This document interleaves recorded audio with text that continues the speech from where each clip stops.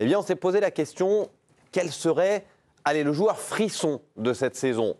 On met évidemment de côté les immenses Désiré Doué, Ousmane Dembélé. On n'est pas là pour s'intéresser à des joueurs dont on sait d'ores et déjà leur talent et l'étendue de leurs capacités, mais plus peut-être s'intéresser à la petite pépite, ce joueur pour lequel on a envie de voir jouer un club qu'on ne supporte pas forcément.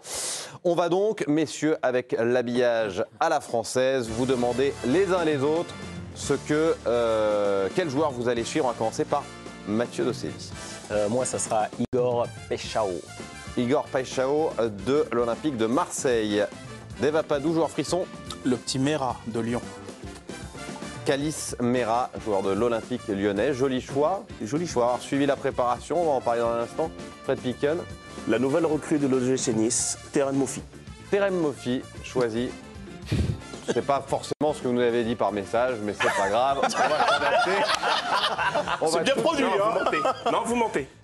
Alors là, il y a toute une équipe de chefs d'édition que vous incriminez là. Oui, je vous incrimine parce que moi, je propose qu'on affiche les textos. J'ai donné un nom. Très bien. Et le nom que je vais donner, vous allez suivre Terem Moffi, mais vous allez nous parler de Pierre-Emerick Aubameyang. Non. Cette émission n'est pas truquée. On restera sur Terem Moffi. David Ayello. Du dribble. Hein. David Ayello. Tout un programme, écoutez bien, Kendry Páez. Déjà le nom. Rien que le nom. Le nom est rien que le frisson. nom. Président. J'ai choisi Ryan Fofana, l'avant-centre du RC Lens. Et on va suivre ça de près. On va donc commencer avec vous, Mathieu de Séville. Vous avez décidé de choisir Igor Paixão pour ce joueur frisson. Expliquez-nous pourquoi et pourquoi vous avez envie de le voir en particulier. Ouais, parce qu'il a l'air un joueur très intéressant. Alors, je suis un ancien ailier, donc j'aime bien ce profil que je ne connaissais pas trop. Je pense que le grand public ne le connaît pas trop non plus. C'est un petit profil très tonique, très explosif sur ses premiers appuis, capable de prendre la vitesse, de venir un peu dans l'entrejeu. Il va être le parfait pendant de Greenwood, je pense. Et voilà, c'est intéressant. Il sort vraiment d'une grosse saison au Feyenoord. C'est un transfert de 35 millions, ce qui fait de lui la plus chère recrue de l'histoire de Marseille. Donc, il va y avoir beaucoup d'attentes sur lui.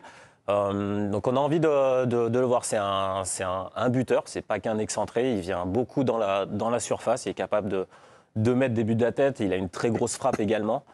Donc voilà, moi c'est un profil que j'aime bien pour ceux qui sont un peu plus adeptes de la Ligue 1, qui se rapprochent un peu du profil de Malcolm qui était à Bordeaux. Voilà, c'est vraiment ce genre de profil capable de pouvoir partir de l'aile et rentrer, provoquer. Donc voilà, je suis impatient d'avoir ses premiers. Alors c'est un peu dommage parce qu'il est blessé, il s'était blessé musculairement. Alors c'est rien de grave, mais on devrait le revoir qu'après la première trêve internationale. Arrivé à Marseille pour une quarantaine de millions d'euros, un petit peu moins. 39 buts, 23 passes décisives lors de ces 3 saisons à Feyenoord. Vous êtes d'accord, c'est un de ces joueurs qui vous enthousiasme avant le début de cette saison? C'est un prospect très intéressant avec une... C'est simplement un prospect parce qu'à 40 millions, c'est beaucoup pour un prospect. Ouais. C'est un peu plus que ça? C'est un peu plus que ça. Dans le sens prospect, c'est parce qu'on a envie de le voir. On a envie de le connaître un peu plus. On a envie de voir ce qu'il va donner aussi sur la Ligue des Champions. Je pense que Marseille a été le chercher aussi pour ça. Avec un joueur qui a cette culture européenne, qui a besoin aussi d'amener ces joueurs de Marseille dans cette optique-là, d'aller chercher un maximum de points pour sortir des poules, au moins sur la Ligue des Champions. Mais moi, ouais, j'ai envie de le voir aussi, bon dribbleur. Moi, j'ai envie de le voir sur les passes décisives aussi, puisqu'il sait en faire, pour servir les attaquants marseillais. Donc oui, c'est un bon joueur. Un bon joueur, mais quand même, je trouve que le montant de son transfert n'est pas anecdotique dans ce qu'on va attendre de lui, dans ce que ça va faire peser sur lui. C'est-à-dire que là, à ce montant-là, tu peux pas te planter, quoi. Donc, mais c'est pas Marseille qui a fixé le prix, c'est toujours pareil. Je te dis pas le contraire, je dis pas qu'ils sont surpayés ou quoi, je dis juste que c'est un élément qui rentre dans l'équation de sa saison et qui va lui revenir rapidement dessus si au mois d'octobre il est pas au niveau. Donc voilà, il y a un élément en plus dans son équation et dans le rendement qu'on va attendre de lui. On a tous vu ce dont il est capable, joueur hyper intéressant, tu as raison, capable vraiment de faire lever le Vélodrome. Sachant qu'il sortait vraiment de sa première vraie bonne saison aux Pays-Bas. Il fait 3 saisons qu'on va qualifier de solides, voilà, et une dernière saison assez brillante. C'est vraiment c'est là-dessus où il crève un peu l'écran. Moi, je l'avais un peu suivi il y a 2 ans. J'étais un peu... Alors, j'étais un peu resté sur ma faim, c'est-à-dire même le rapport ballon-pied, etc. Je trouvais qu'il y avait, c'était pas le truc hors norme, quoi. Maintenant, l'année dernière, visiblement, alors je l'ai moins vu. Je l'ai vu un petit peu comme tout le monde sur la scène européenne, mais moi en Eredivisie. Mais il semble-t-il vraiment progresser, etc. Maintenant, les rapports de scouts disent quand même que c'est quand même pas un acharné de la défense. Et tu te dis, waouh, quand tu sais ce que Greenwood a pris la saison dernière et combien c'est important aujourd'hui d'une manière générale et particulièrement pour De Zerbi, tu te dis, waouh, il va falloir que lui aussi il mute XXL et pour un joueur sur lequel tu as quand même beaucoup misé. Mais c'est vrai qu'il répond à un besoin, c'est-à-dire ce côté où l'année dernière, Rabiot, mais c'était un joueur un peu hybride dans ce rôle-là. Là, lui, c'est vraiment un joueur de percussion. Quand tu te dis, il y a Greenwood d'un côté, Paixão de l'autre, tes latéraux, ils transpirent un peu quand même. Il va mettre vraiment le penchant sur Greenwood, qui était un peu le seul dynamiteur de l'attaque. Donc là, on va pouvoir avoir un autre joueur de ce profil-là. Exactement. Répartie, ouais. La petite information supplémentaire avec Romain. Oui, pour le coup, celle-là, elle a été évoquée, mais en même temps, c'est une évidence. C'est le transfert le plus cher de l'histoire de l'OM, il faut le rappeler. 35 millions d'euros, bonus compris. Ça dit toute la pression qu'il attend au Vélodrome, surtout quand on voit devant qui il passe. C'est Vitinha qui était le plus gros transfert de l'histoire de l'OM. Donc il a eu du mal à porter pour le coup, ça illustre bien qui était son transfert, effectivement. C'était terrible, Vitinha. Il a terrible. Il l'a porté pendant tout son passage à l'OM. Joueur frisson suivant, celui que vous avez choisi, Dave, il s'agit de Kalis Mera. Oui, je veux dire bonjour en grec, mais on s'en fout un peu. Ah non, c'est l'émission en plus. C'est l'émission culturelle en même temps. C'est beau ça. Non, oui, Kalis Mera, parce que c'est un joueur qui profite en fait des difficultés lyonnaises sur le plan économique, sur le plan du recrutement, sur le plan de tout ce qu'on sait déjà, pour en fait trouver du temps de jeu. Et lors de la pré-saison, moi je trouve qu'il a crevé l'écran. En plus, il y a une espèce de prime aussi à l'esthétique, c'est-à-dire c'est un beau joueur très délié, milieu très technique, un petit peu reculé, pas un joueur très très haut, parce qu'il est pas explosif, mais c'est un joueur un peu à la Aouar un petit peu, pour vraiment schématiser, très très intelligent, QI foot, et en fait je l'ai choisi parce qu'effectivement il y en a plein d'autres, vous en avez cité, mais on pourra en citer plein d'autres, mais c'est surtout sur ce que ça raconte, c'est-à-dire que il peut être un petit peu comme certains clubs qui ont traversé des moments très durs et qui en fait se restructurent, se recomposent grâce à des jeunes pousses maison. Et moi, ça m'intéresse parce que dans notre championnat, qui effectivement, hormis 2-3, évidemment PSG, puis 2-3 grosses cylindrées, c'est quand même un championnat où tu as moins de ressources, où tu es un peu obligé d'être malin, soit d'aller trouver des pépites à l'étranger, soit de les faire grandir soi-même. Et là, Lyon reconnecte peut-être aussi avec un savoir-faire, avec ce qu'on leur connaît. C'est-à-dire, évidemment, on a tous en mémoire cette façon de sortir des joueurs très créatifs, un certain profil, un peu pas des joueurs surathlétiques, mais des joueurs Fekir, Aouar, exactement. Voilà, Ben Arfa, Benzema, on en sort. Voilà, ils ont toujours sorti ce genre de joueurs. Et je trouve que si dans ce contexte lyonnais, si ça peut permettre de faire pousser comme ça un joueur aussi prometteur, je ne sais pas quel va être son destin, et ben moi ça me plaît parce que ça raconte quelque chose aussi. Ça peut être ça le championnat de France et en l'occurrence le destin aujourd'hui de l'Olympique Lyonnais, surtout avec un entraîneur comme Fonseca qui n'est pas le dernier quand même pour le coup faire grandir des joueurs. Alors, on va aller chercher la petite information en plus tout de suite. Alors pour ça veut dire bienvenue en grec. Je nous en donne ou pas? On va commencer par celle de Romain. Si c'est pas la même. Ok. En fait, Kalis Mera, donc 18 ans seulement, on l'a dit, et il a débuté tous les matchs de préparation de l'OL. Il y en a eu 6. Alors on sait qu'il y a toujours un gros turnover et beaucoup d'essais lors des matchs amicaux, mais quand même, il a toujours été dans l'équipe qui débute. Ça dit quelque chose de lui quand même. Avec un but face à Mallorca et une passe décisive contre le Bayern pour Kalis Mera. L'info en plus de Fred Piquet? Non, c'est qu'il est juste en équipe de France des jeunes, donc c'est quand même un joueur qui a quand même pétri de qualité et qui arrive. Moi j'aime bien parce qu'on a besoin de se renouveler. Et surtout à Lyon, on a vu que entre les années 2000 jusqu'à 2015, il sortait des joueurs de malades. Et là, ça lui donne une opportunité. Fonseca, je pense qu'il a eu le nez fin. Donc peut-être ça sera une belle récompense pour lui et parce qu'il est quand même très très jeune. Hein. C'est en 2007. Donc voilà, il faut le voir arriver, mais attention. Régis, on zappe sur le match de l'Olympique Lyonnais pour voir Kalis Mera? Oui. Clairement. Je ne connais pas Calis Mera. Si la question c'est que penses-tu de Calis Mera, Non, justement, c'est pour ça. Est-ce que vous en donnez envie de zapper juste? Oui, bah, bien sûr. Mais de toute façon, à Lyon, il y a toujours eu des super joueurs depuis la nuit des temps. Moi, j'adorais Oussama Aouar et je regrette, puisque tu l'as comparé un peu à lui, Oui, ça, je regrette qu'on n'ait plus Oussama Aouar en Ligue 1, ouais, tellement beau joueur. qui s'est perdu. Ouais. Ouais. Ah. J'adorais ce profil numéro 8 qui sait faire des passes, qui sait marquer des buts. Mais voilà. Après J'espère Paixão, c'était un petit peu plus logique. Calis, Mera, notez-le pour faire votre mercato MPG. On sait que vous êtes en plein dedans.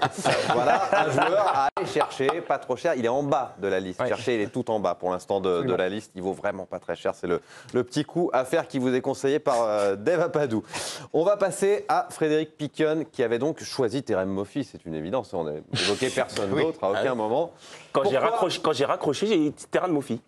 Très bien. Et c'était Voilà. le dernier mot qui comptait, pas le premier. Exactement. Donc, Si de l'autre côté, ils avaient raccroché depuis un quart d'heure. C'est possible que.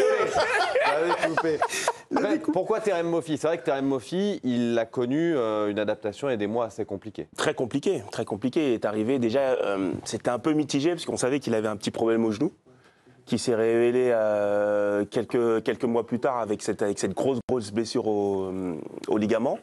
Et donc derrière, pour moi, c'est un joueur qui, déjà en commentant les matchs, en le regardant les matchs de Lorient, moi j'ai trouvé un garçon qui était pétri de talent. Quand on joue pour lui, quand il est devant, c'est un joueur qui te permet de pouvoir remonter un bloc, qui permet d'orienter aussi, et puis qui surtout qui est clinique devant le but. Aujourd'hui, il est peut-être pas à 100% de ses capacités, mais sur les matchs que j'ai vus de Nice pour l'instant, je trouve qu'il est en progression. Et en plus, il a quand même un entraîneur qui connaît très très bien la Ligue 1, qui sait faire jouer ses numéros 9. On l'a vu avec Loïs Openda quand Franck Hez il était à Lens. Quand il était à Lens, et Loïs Openda aussi.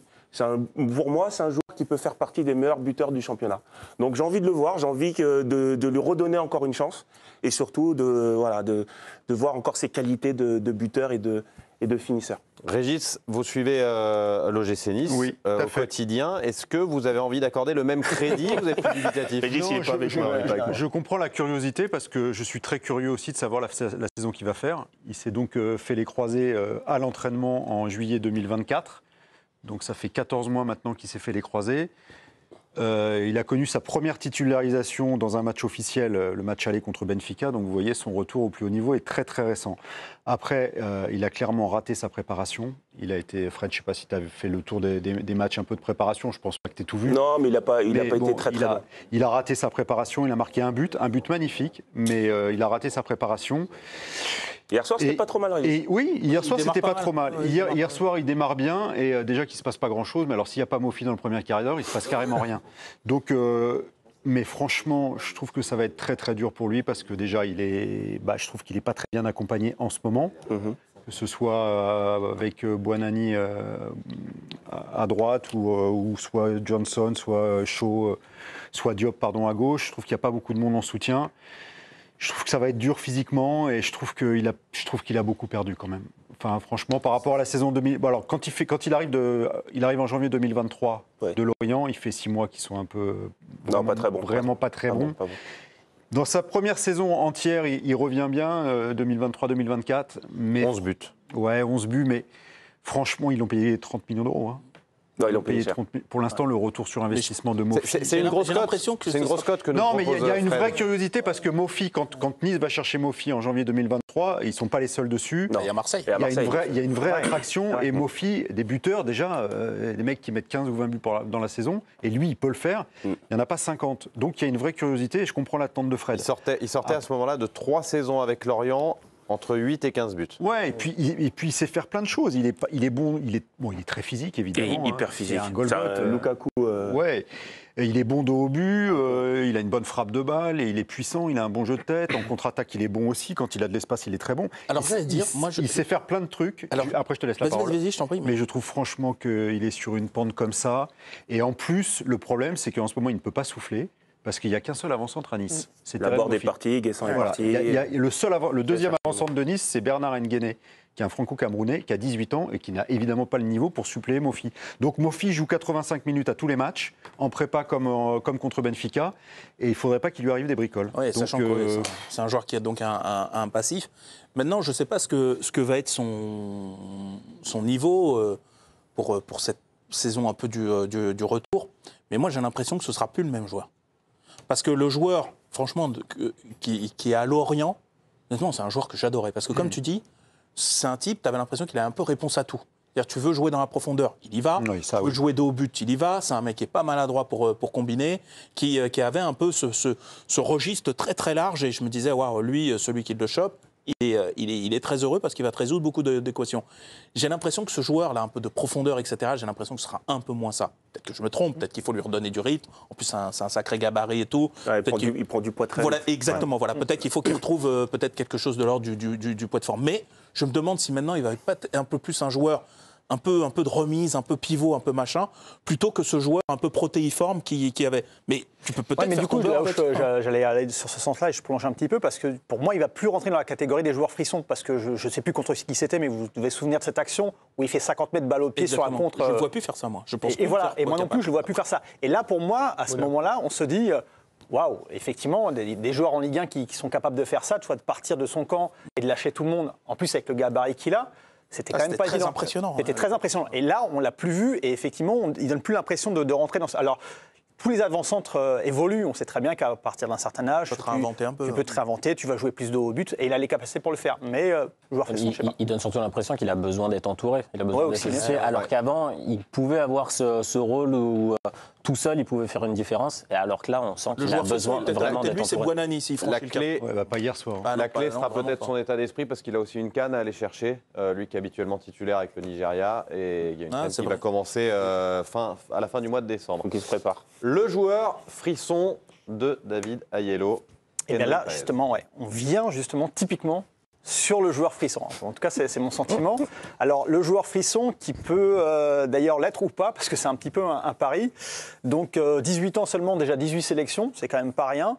Il a fait le tour si vous tapez Kenry Paez et Skills derrière, ça tourne de partout. Il est répertorié par les scouts depuis 2 ans à peu près.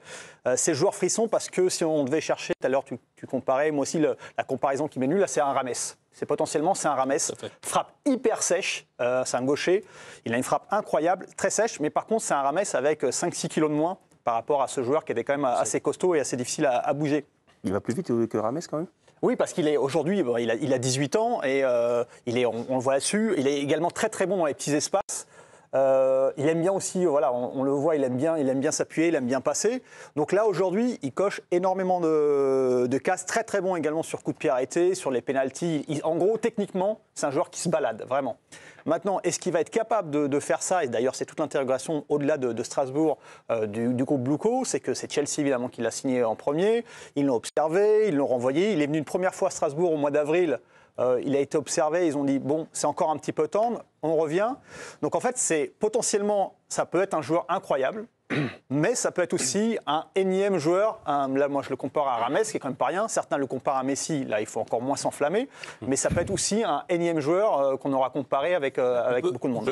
Je prends la balle au bon, c'est un ancien international équatorien, puisqu'on signale que Kenry Paez est équatorien.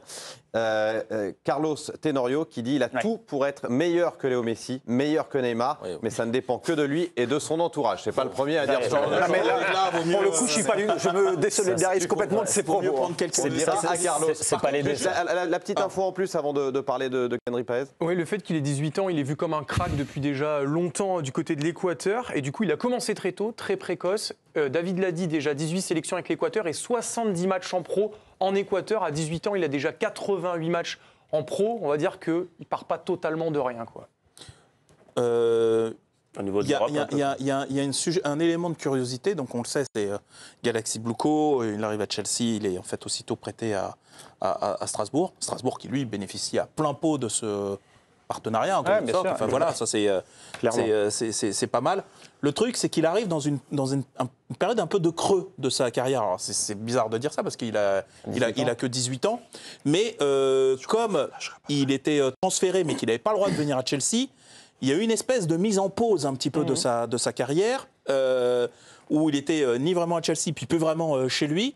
Et il a un peu perdu ce rythme, il a un peu perdu ce qui faisait un peu tout ce dont a parlé David. Donc ça va être super intéressant de le voir à Strasbourg. Pourquoi on dit ça? Parce que ils ont montré l'année dernière, avec ce coach qui est quand même pas banal, Rosenior, la capacité à vraiment développer ces jeunes talents. Moi, je trouve ça bluffant ce qu'il fait. Mais être patient également, parce que là, on sent que sur ce cas-là, avec toute l'attente qu'il y a, encore une fois, parce que c'est un joueur YouTube, que là, on sent aussi qu'ils sont capables de dire OK, on a potentiellement un joyau, mais on ne va pas faire non plus n'importe quoi pour ne pas le griller. À noter que l'adaptation, c'est un délire, pour ce qui sort. Pour les joueurs offensifs au milieu de terrain de Dame Sud, c'est sur l'adaptation sur la Ligue 1. C'est totalement différent et c'est là où des fois ça peut prendre du temps. Des fois, ça sera probablement là, voilà. Effectivement. On va terminer avec le joueur frisson du président Régis Restelin qui a choisi Ryan Fofana, jeune joueur de 19 ans. Oui, que je ne connais pas si bien que ça, je ne vais pas faire semblant de le connaître parce qu'il a été formé à la Gaillette, c'est un joueur qui a fait toute sa formation au RC Lens, qui est un international dans les jeunes sélections français, et qui a la particularité d'être très très apprécié de Pierre Sage, qui l'a fait passer devant beaucoup d'avant-centres beaucoup plus expérimentés que lui pendant la préparation. Alors dans l'effectif du RC Lens, vous avez Martin Satriano comme avant-centre, vous avez Wesley Slade, vous avez Florian Sotoka, vous avez Morgan Guilavogui qui est capable de jouer avant-centre aussi. Vous avez quand même beaucoup de joueurs qui ont beaucoup de matchs pro. Et Pierre Sage adore Ryan Fofana. Voilà, il a 19 ans. Et d'ailleurs, le match que j'ai été voir samedi dernier, le dernier match de préparation du RC Lens contre Leipzig, en pointe, le titulaire, c'était Ryan Fofana. Voilà, donc c'était quand même un signe très fort qu'a envoyé Pierre Sage à son effectif et au grand public, de dire Ryan Fofana, il a 19 ans, il jouait en U19 la saison dernière, mais il est tellement prometteur et je le vois faire de tellement de belles choses qu'il sera dans la rotation et il va jouer. Et peut-être qu'il jouera la première journée de championnat et peut-être que s'il marque contre Lyon dès la première journée de championnat, on ne sait pas de quoi l'avenir de quoi Ryan Fofana est fait. C'est ça. Et Pierre Sage, il s'y connaît quand même en formation, on sait ce qu'il a fait à l'OL. Donc quand un entraîneur comme lui, avec un œil comme ça et une vision de la jeunesse prometteuse comme il a lui, parie sur Ryan Fofana, je ne vois pas pourquoi moi je ne ferais pas confiance à Pierre Sage. Donc évidemment, je l'ai vu le match contre Leipzig. C'est quelqu'un qui est très léger, très aérien, très fin, qui a une première touche de balle qui est très bonne, qui joue beaucoup à la limite du hors-jeu. Il n'a pas fait un match exceptionnel, je ne vais pas vous le survendre, mais Toulon s'y croit et pourquoi pas. Et on va voir.